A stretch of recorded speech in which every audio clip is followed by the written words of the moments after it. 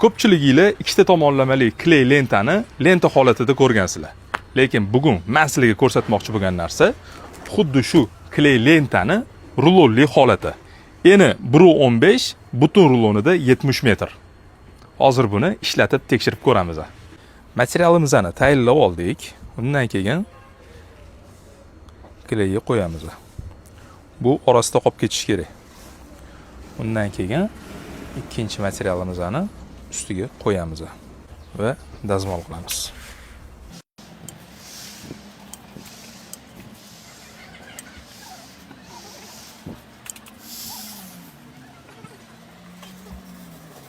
Ko'rib turganingizda ikkita materialni bir-biriga yopishtirib oldik.